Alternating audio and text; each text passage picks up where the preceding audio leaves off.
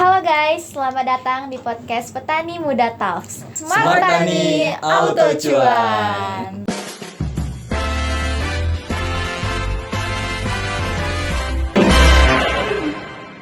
Hai teman-teman, jadi hari ini aku sebagai moderator atau sebagai host dalam acara podcast ini. Kenalin, aku Charin dan juga rekanku. Aku Fanny. Nah, oke guys, jadi hari ini kita akan bahas satu topik yang lagi happening nih di sektor pertanian, yaitu regenerasi petani. Jadi gini Van, aku tuh kemarin sempat baca dari Badan Pusat Statistik menyatakan bahwa mayoritas petani Indonesia saat ini usianya itu di atas 40 tahun. Nah, artinya apa? Artinya regenerasi petani kita saat ini sedikit terhambat gitu ya. Nah, kondisi ini apabila kita biarin atau kita kurang perhatikan, nantinya bakal berdampak ke depannya. Kita akan mengalami yang namanya krisis petani. Tapi kalau anak-anak muda nggak tertarik lagi di bidang pertanian, ya kita untuk di masa depan berarti kita nggak punya petani lagi nih. Siapa yang mau nanam padi dan segala macam itu ya. Iya, makanya nih hari ini kita akan bahas bersama dengan Frans dan juga Rudy yang narasumber kita yang luar biasa, merupakan mahasiswa pertanian sekaligus berlatar belakang dari orang tuanya yang bekerja di sektor pertanian. Halo guys. Halo, perkenalkan terlebih dahulu saya Frans Samuel Dababan. Nah, saya dari Fakultas Pertanian, Prodi Agribisnis dari Universitas Jambi. Oke, dan saya perkenalkan Rudy Kurniawan dari Prodi Agribisnis Fakultas Pertanian. Nah, kebetulan kami sama nih, satu kelas nih. Oh, Jadi kalian nih sebagai mahasiswa pertanian pasti sedikit banyak tahu dong isu-isu pertanian yang lagi happening saat ini. Nah, menurut kalian regenerasi petani itu seberapa buruk sih pada saat ini? nah kalau dari saya, yang saya lihat juga di lingkungan sekitar saya itu, yang menjadi tantangan utama dari petani itu sendiri adalah ketidakpastian mereka. Nah, di mana mungkin mereka sudah mengeluarkan biaya produksi ataupun pengeluaran yang besar, namun hasil yang mereka dapatkan itu tidak sesuai dengan pengeluaran yang telah mereka keluarkan. Nah, jadi dapat kita asumsikan adanya ketidakseimbangan antara pemasukan dengan pengeluaran. Nah, sama seperti studi kasus di daerah saya, seperti itu juga kasusnya. Nah, mereka sudah mengeluarkan pupuk, mengeluarkan benih, mengeluarkan pestisida yang banyak. Nah, itu kan otomatis dia mengeluarkan biaya yang banyak. Nah, namun hasil yang mereka jual itu tidak sesuai. Nah, Ya, berdasarkan contoh dari Frans tadi, ternyata kalau dilihat resiko dalam dunia pertanian itu ternyata tinggi ya. nah iya benar. Mereka juga dapat mengalami gagal panen. Nah, mungkin misalnya seperti ini. Nah, musim pertama mereka dapat memanen hasil produksi mereka atau hasil pertanian mereka. Nah, musim berikutnya kita belum dapat memastikan. Mengapa demikian? Karena adanya tantangan ataupun kendala dari cuaca dan hama.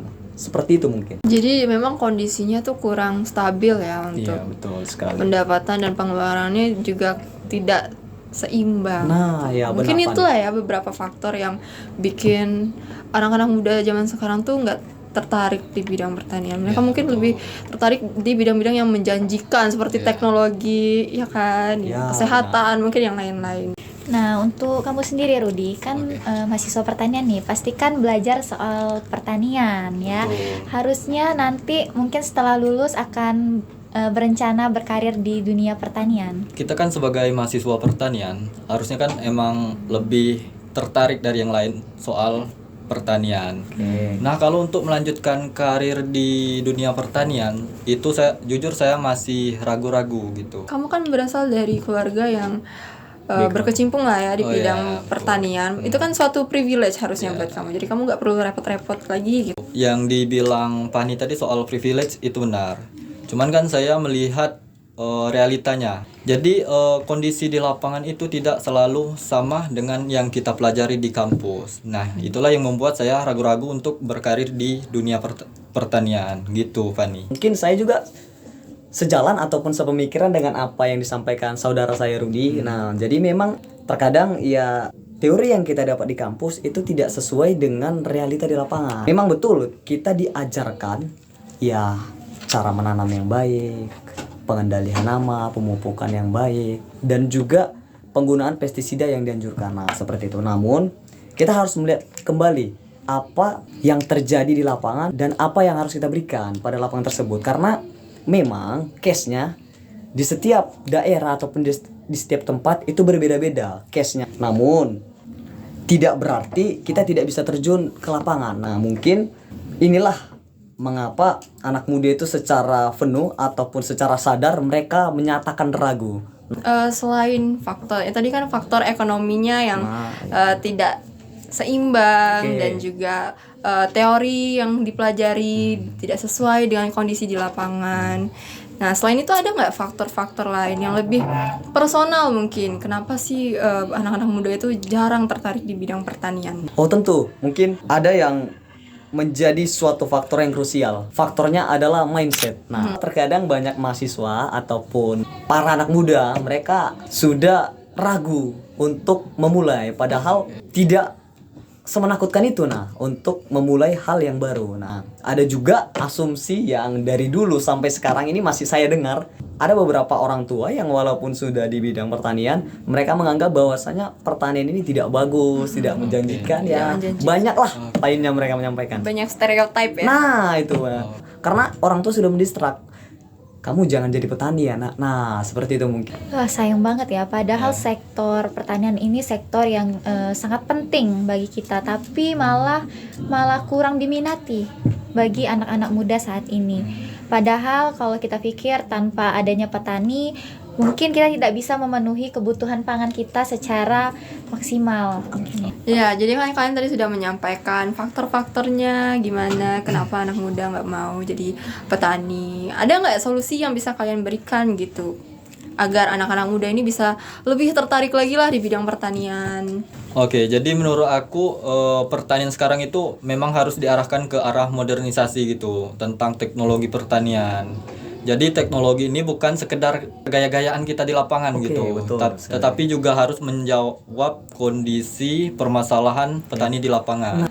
Ada ini sebagai contoh seperti penggunaan drone. Oke. Nah, itu kan bisa lebih efisien untuk waktu dan juga tenaga kerja petani. Nah, betul sekali memang apa yang telah disampaikan oleh saudara Rudi. Memang teknologi itu memang sangat berperan penting. Nah, cuman tidak hanya cukup dari teknologi saja. Nah, mungkin ada beberapa hal yang perlu diperhatikan. Yang pertama, itu ialah soal akses modal, yang dimana tidak sedikit juga saya mendengar modal menjadi suatu permasalahan bagi seorang petani ataupun seorang anak muda yang ingin terjun di dunia pertanian. Kita dapat melihat bahwasanya tanpa adanya modal kita agak sulit bergerak. Nah, misalnya apa? Nah, lahan kan oke kalau memang dia misalnya dari orang tua. Kalau memang misalnya dia tidak dari orang tua, baru pertama kali dia harus beli tentunya. Baru benih, pupuk yang digunakan, pestisida, dan banyak hal lainnya yang perlu diperhatikan. Jadi mungkin yang saya harapkan dari pemerintah itu ada bantuan untuk memberikan dana, ataupun jikalau tidak berupa dana mungkin bisa berupa teknologi untuk membantu anak muda agar mereka lebih ingin ataupun lebih Tertarik gitu. tertarik, nah ya benar, untuk berkecimpung di bidang pertanian. Nah, yang kedua itu mungkin pelatihan yang lebih aplikatif. Nah, jadi tidak hanya cukup teori. Nah, mungkin tadi kita kan sudah berbicara tentang beberapa teori yang telah disinggung oleh saudara Rudi dan juga telah disampaikan juga. Nah, jadi tidak hanya berupa teori saja yang perlu kita sampaikan. Alangkah lebih baik teori tersebut dikolaborasikan ataupun dikomparasikan dengan praktik agar teori tersebut langsung berfungsi. Nah, jikalau apakah memang sesuai atau tidak, itu bisa kita buktikan. Jadi tidak ada gap antara kampus dan juga lapangan. Itu mungkin untuk meminimalisirnya ya. Dan yang ketiga, ini mungkin yang paling penting lah bisa saya sampaikan juga, bahwasanya fluktuasi harga yang terjadi di komoditas pertanian itu selalu menjadi faktor krusial lah, dimana ya misalnya ada seorang tengkulak memberikan harga sekian, padahal petani sudah merawat ataupun membudidayakan dengan pengeluaran yang begitu banyak, padahal harga yang diberikan kepada petani itu tidak sesuai. Nah, jadi yang ketiga saya berikan ini adalah pasar. Nah, jadi mungkin bisa cara mengatasinya mungkin bisa diberikan dari para perusahaan yang ingin bekerja sama di bidang pertanian. Nah, dan juga dapat dari platform digital. Nah, mungkin para petani bisa mulai menjual secara langsung melalui e-commerce jika memang memungkinkan. Jadi, para petani dibilang memanfaatkan digitalisasi. Nah, seperti yang telah disinggung oleh Saudara Rudi tadi. Nah, jadi ketiga aspek ini tadi, yang pertama akses modal, yang kedua pelatihan yang lebih aplikatif, dan yang ketiga itu akses pasar. Ini yang mungkin jikalau memang ini ingin diperbaiki, saya memang bisa menjamin bahwasanya pertanian yang berkelanjutan ataupun keinginan para petani muda kita nanti akan semakin kuat lagi untuk berkecimpung ataupun berkarir di bidang pertanian. Mungkin seperti itu yang dapat saya sampaikan kepada Kak Arin dan Repani. Atau mungkin ada tambahan lagi dari Saudara Rudi atau sudah cukup? Oke, mungkin cukup. Oke. Ya. Setelah aku mendengar beberapa solusi nih dari Rudi dan juga Franz, bahwa untuk meningkatkan minat anak muda di sektor pertanian itu dengan memanfaatkan teknologi modernisasi, terus juga mungkin bantuan modal, peningkatan skill, dan juga mungkin akses pasar yang lebih baik lagi. Iya, benar. Dan ketika kita lihat bahwa sebenarnya masalahnya itu bukan cuma di minat petani, Ya. tetapi juga di sistem yang belum sepenuhnya itu mendukung. Oke, benar. Jadi sekali. wajar aja kalau orang-orang atau anak muda untuk memulai bekerja di sektor pertanian itu masih ragu-ragu. Mungkin yang paling krusial itu tadi mindset ya. Betul. Mindset. Jadi ayolah bersama-sama kita merubah mindset kita dari yang punya stereotip ya petani itu apa sih, cuma pekerjaan yang rendah gitu, pemasukannya juga tidak stabil. Ada kok juga petani yang sukses, yang bisa sukses. Jadi petani itu bukan cuma pekerjaan pilihan terakhir gitu, tapi juga jadi poin penting untuk ketahanan pangan kita di masa depan.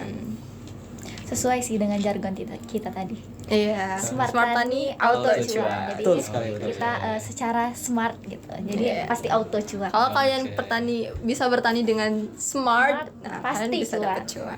Oke. Baik, dari obrolan hari ini kita bisa lihat bahwa regenerasi petani itu sebenarnya bukan soal isu, tapi juga tantangan nyata yang masih perlu kita perhatian serius, terutama dari regenerasi petani muda. Sebelum mengakhiri podcast kita pada hari ini, mungkin dari Franz dan Rudi ada satu kata, kalimat untuk memotivasi anak muda saat ini agar bisa tertarik di sektor pertanian. Betul. Nah, mungkin dari Rudi atau dari saya duluan? Mungkin dari Frans duluan. Oke, nah mungkin dari saya ya, dimana yang ingin saya sampaikan ataupun insight secara sederhana ataupun singkat kepada teman-teman para pemuda ataupun kaum milenial, bahwasanya adopsi teknologi bukan tentang siapa yang pintar ataupun tidak, namun siapa yang mau atau tidak. Nah, seperti itu. Jadi ini dari saya ada sedikit untuk anak muda sekarang, untuk regenerasi kita yang akan datang tentang pertanian. Marilah kita bertani gitu. Kalau bukan kita siapa lagi? Oke. Mantap. Terima kasih kepada Oke. Kalau Franz jelek dan potong, ya. Rudi atas insight-nya. Oke. Semoga obrolan kita hari ini bisa membuka perspektif baru atau sudut pandang baru bagi kita semua dan generasi muda. Oke, mungkin boleh sekali lagi jargon kita. Tani muda tol. Smart Tani, Auto cuan. Oke, terima kasih. Bye.